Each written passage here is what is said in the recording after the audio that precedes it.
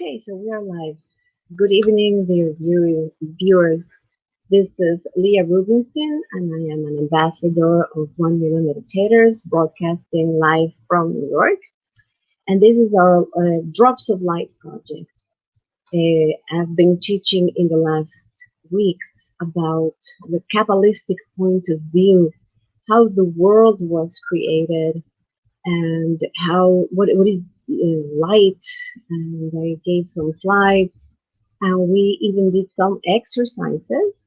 And we weren't quite active the last 2 Tuesdays because it was Christmas Eve for many people, and then it was New Year's Eve. So we're finally here, starting a brand new day. And this time, and for the coming 5 weeks, I'm going to be teaching about the 5 levels of the soul. It's very important that we know who we are, because this way we can make the right decisions into what we are and who we are as humanity also, know. So I just would like to know that you're here with me and you can hear me fine. You can drop me some comments just to let me know that you can hear me. I would very much appreciate it. And well, so just recapping a little bit, I want to emphasize that this is not about religion. This is more about the ancient wisdom of Kabbalah, which is pretty much similar to quantum physics. And we can say that we are in the end of the days when science and Kabbalah are merged together into one single knowledge. And very interestingly, humanity is also merging, and we can see this with telecommunications now, but suddenly we're not so divided by languages or by countries anymore. Cheryl, thank you so much. We're not divided anymore, so to speak. We are merged into a group that can be from many people around the world or many languages.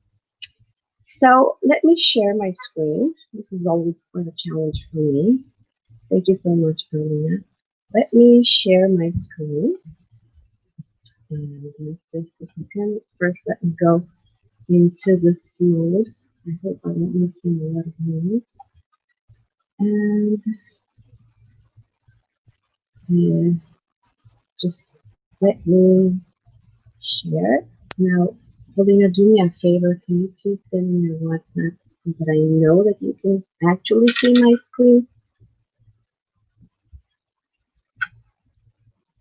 Just a second. I always have this technical hiccups.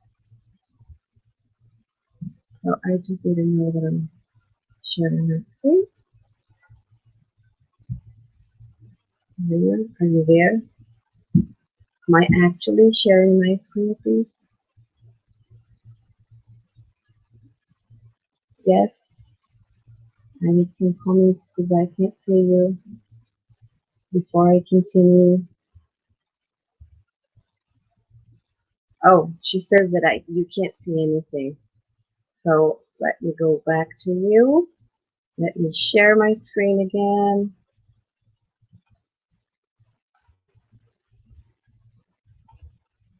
Now, let me see. Because it's very illustrative when you see what this is all about. Okay, so we're good to go. Thank you so much, Paulina. So this coming 5 classes is about the anatomy of reality and the anatomy of who we are, the anatomy of the soul, the dual anatomy of reality and the dual anatomy of us human beings. So just to recap a little bit from previous classes, we said that who are we and what is reality? And well, I mentioned before that we were taught in physics class that an atom has a lot of waves or circles surrounding it. But This was the old Newtonian science that an atom is like a little solar system, you know. But it actually pretty much looks like this. New physics and quantum physicists teach that it's more like a cloud, and the nucleus, it's not even a nucleus because it contains smaller and smaller and smaller parts. So we can say that an atom is a little hurricane, which means that an atom is 99.99999 empty space. This is taken from one of Nassim Harameyn's slides. And he says that if you removed the empty space from all the atoms of all the people, the entire world, the entire human race could fit into the volume of a sugar cube. Now, this is very important, and I will say this again. Reality is 99.999 energy, in other words, which means we human beings are made out of atoms, right? So 99.99999 is energy. And so are we. So this is what we look like, more or less. Like the tiny dot over here is our physicality. And we have layers and layers of soul, layers and layers of energy. So in old school, we were taught that we are our body and that we are our five senses. But we are so much more than this. We're so powerful. We're so co-creators with the divine essence. And yet, even if we heard about it, we don't really act like it, because how many of us feel that we're victims and that we're powerless? And how many of us believe in our five senses when in reality we are much more than just that? So Kabbalist also teaches that this divine light created in the first day of creation, when it channeled into our world, it does it through 10 dimensions or 10 funnels. Actually, Michio Kaku, a physicist from Harvard, has also mentioned that we live in 10 dimensions. So the 99% of our reality, it's there, but only if you're conscious of it. If you can really have the awareness that we humans live in 1% of reality, which is this world that you and I can see, because we're subject to time and space. But when you have the consciousness that we are much more than just time and space, and this is why we need meditation, right? To go out of your five senses, to go out of this, what we call reality. So who are we? Well, Kabbalah teaches that we have an animal soul, but we also have a divine soul, and that explains it. It's a little bit like being Dr. Jekyll and Mr. Hyde. So today I'm going to focus on the animal soul. And of course, we all understand what that means, right? At some point in our lives, I think we've all been quite animalistic and quite irrational, but it's much more than that. So NEFESH, BEHEMIT, when we come into this world, we pretty much come in a very physical animal state, and we creatures need all the time. We are a vessel of light. We are a vessel of desire. We want to receive all the time, all the time. Just take a look at a toddler, a 2-year-old. He doesn't want to share his toys. He wants everything for himself.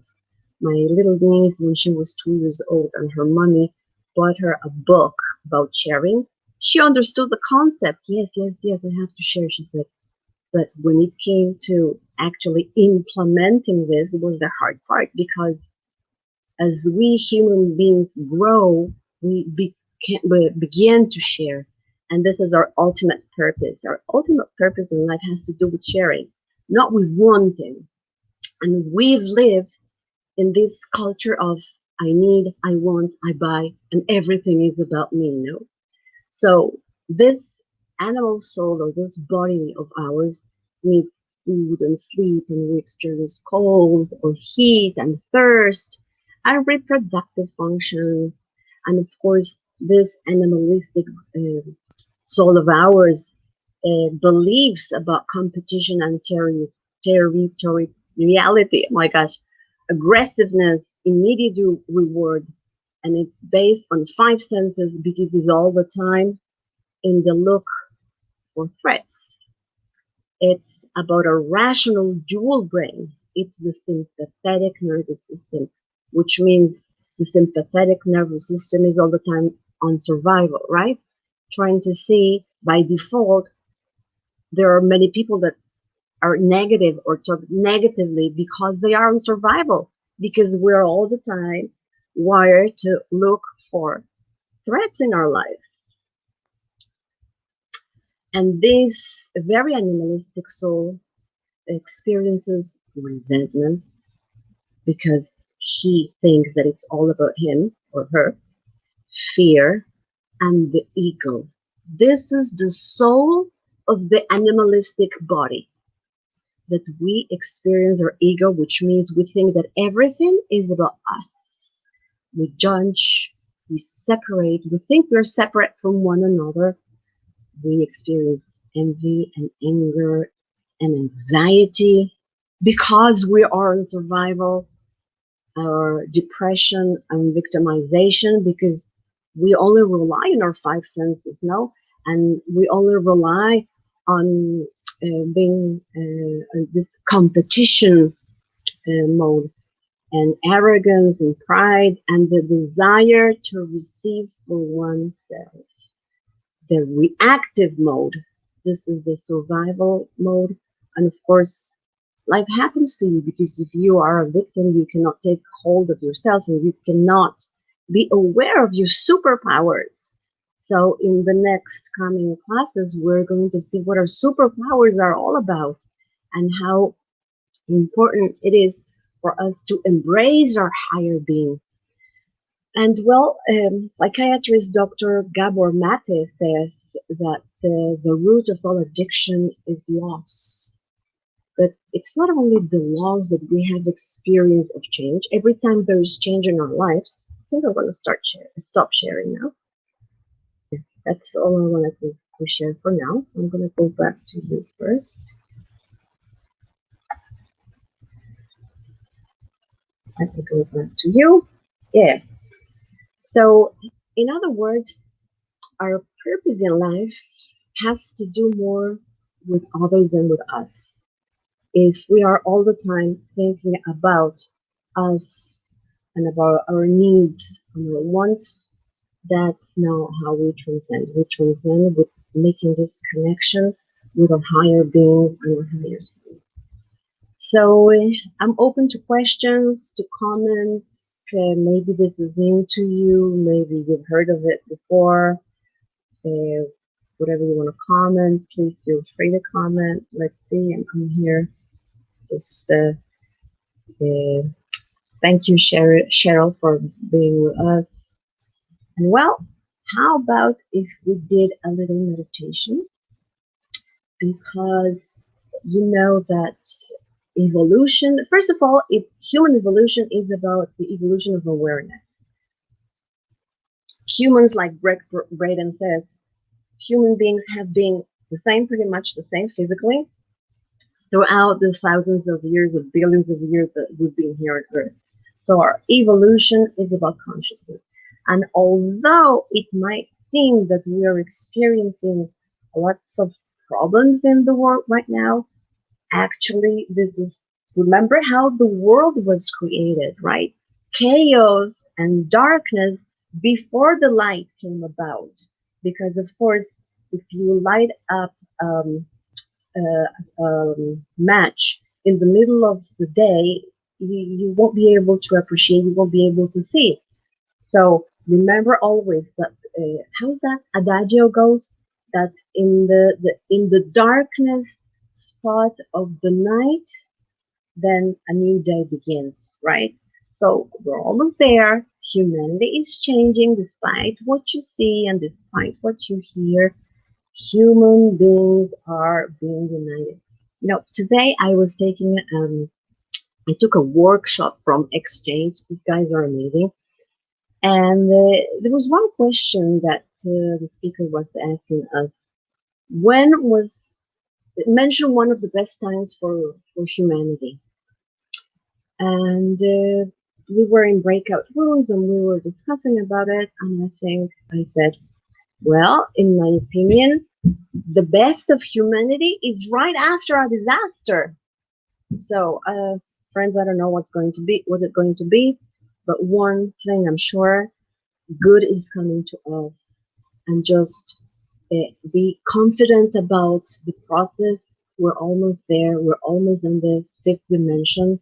We are activating our superpowers, and we are activating our um, higher consciousness, our higher beings. We're activating our divine spark. Remember, there's always a divine spark in here.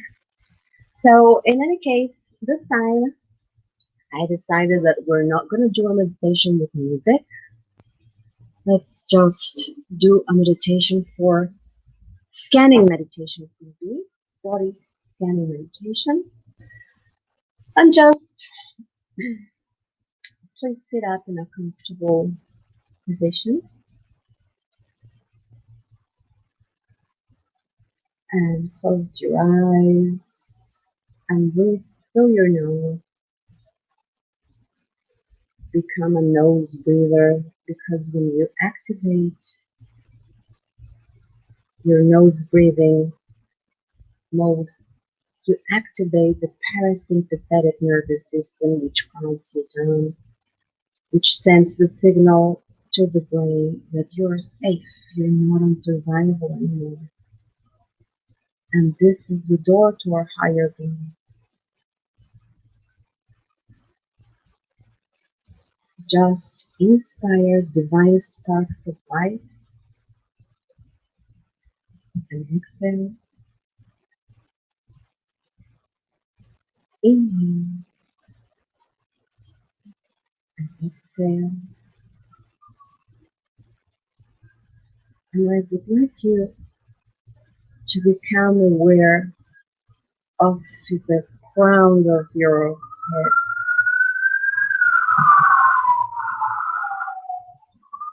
Just observe it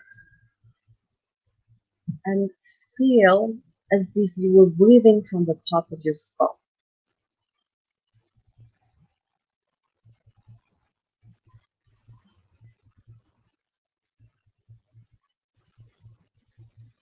Now, let's go over and place your attention. Focus your attention on your head and the space you occupy.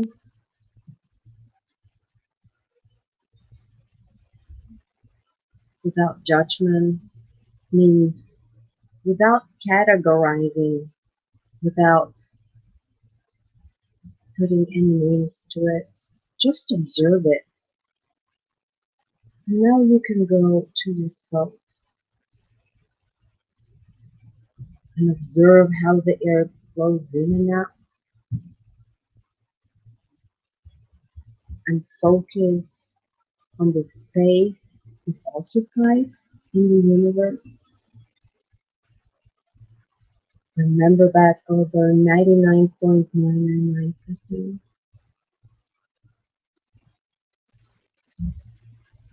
And now focus your attention on the area of your heart and your chest. Meditation is about the energy we put into it.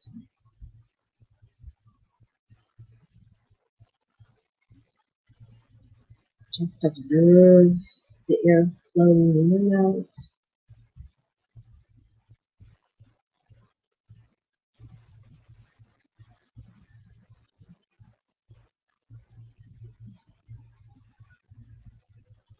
Now focus your attention on your arms and your hands. If you can please face your palms upwards. like in Qigong, just to receive energy, because there are divine sparks all around you.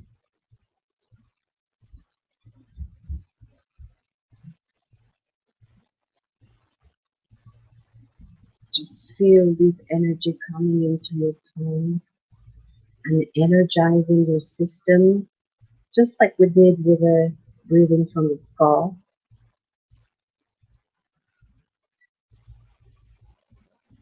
Now continue to scan your body to the place that is touching the chair you're sitting on, your thighs, your knees, how strong your legs are, your calves, your ankle,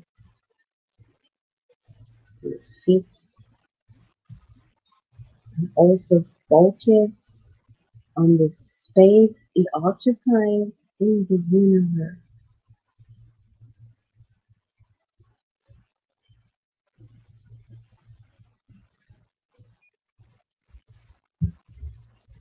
Now let's focus on the soul of this animalistic body of ours, this egoistic soul.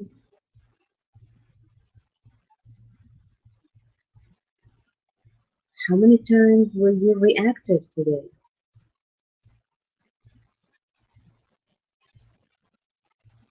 In how many ways can you tame the beast that we have inside of us?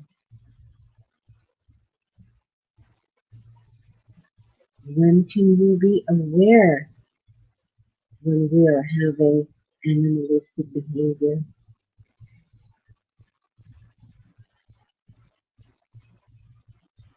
How can we become higher human beings?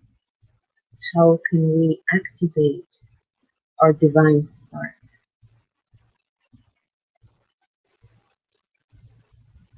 And the most important question of mine, who do you choose to become?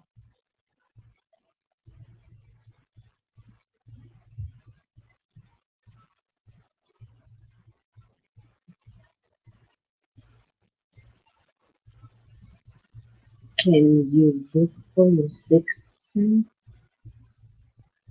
Where do you feel your sixth sense is?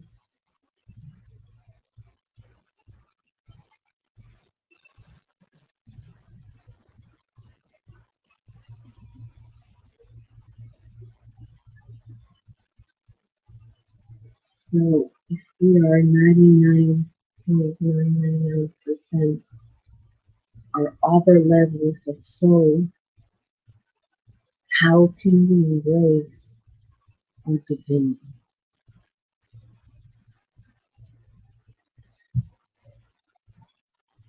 Just listen for the answers, because the answers are inside of you.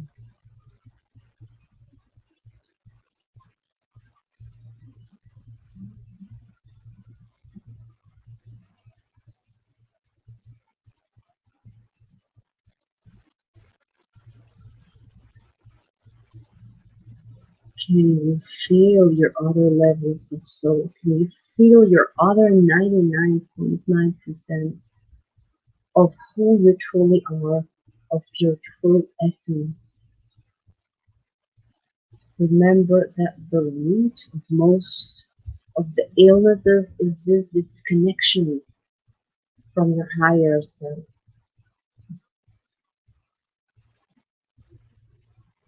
Now, I would like to ask you to place your right hand on your chest, just above your heart, and the left hand on your stomach.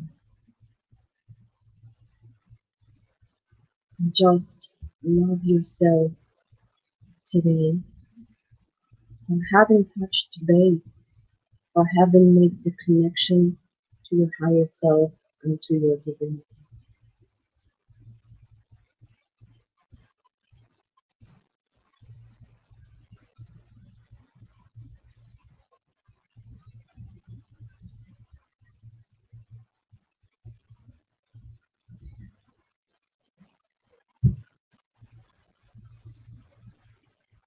Whenever you're ready, you can put your awareness in the room that you are sitting in.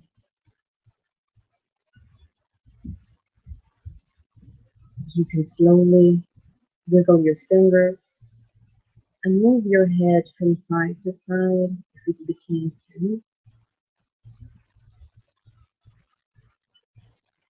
and slowly open your eyes. Hi, Aranda. Thank you for being here with me. So, I hope you liked the meditation. I hope you learned about the first level of the soul, this recapping, this animalistic and egoistic body that we arrived into this world with. And on the next sessions, we're going to talk about the second, third, fourth, and fifth level of the soul. So our next session will be next Thursday at 8, and we will talk about the second level of the soul, which is the sixth sense. Okay? So thank you so much for tonight, and I hope you enjoyed it. Please drop any comments if you can drop the comments during this time that I'm still live, or you can rewatch it and leave comments also. And the homework for today, just observe yourself whenever you are in this animalistic mode and try to self-regulate without judgment. Just observe yourself. If you can journal about it, great. And if not, just make a mental note that, oops, I'm being reactive and I should change. I should transform myself. But we come here with our fists like this because we don't want to share, and we leave this world with our hands open, hands that are willing to give to others. Thank you so much, and the light that lives in me honors and cherishes the light that lives in me. Thank you so much. Good night, all.